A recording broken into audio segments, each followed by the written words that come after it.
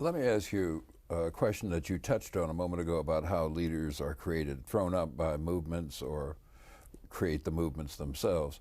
Some people say it happens in one of three ways.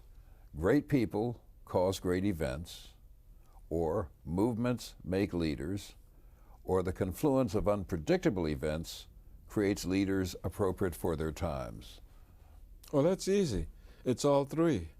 Under different circumstances. I think historically, I could come back and show you where a person is thrust into prominence that had no idea. Well, they called for this 29-year-old minister to come to Montgomery to help Rosa Parks. They needed somebody like this young fella to keep them going. They weren't thinking about, well, we're now creating the greatest civil rights leader of the 20th century, or this is a... But as a matter of fact, as you know, Ralph Abernathy was the leader of the civil rights movement. But through the activities, it became clear to everybody, including Ralph, that here, this new kid on the block, previously untested, is exactly what we need for these times. He became number two. And I like to think they did it with a minimum of acrimony.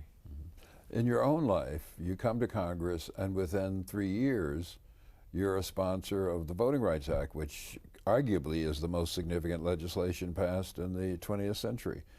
How'd you go from that freshman, lucky enough to get this appointment from the Speaker to the Judiciary Committee, but how'd you go from that to taking this role at a time when Congress, I'm guessing, was much more stratified, much more stratified than it is today?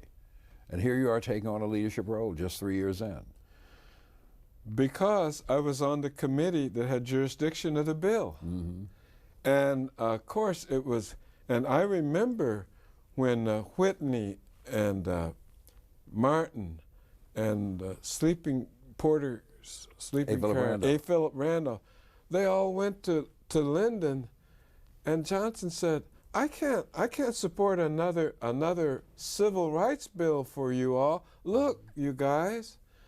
And they were insistent. They finally persuaded Lyndon Baines Johnson that right almost consecutively, the two largest civil rights bills in our day would be taken up. And there I was on the committee working as closely with them as I could. Right time, right place, right person.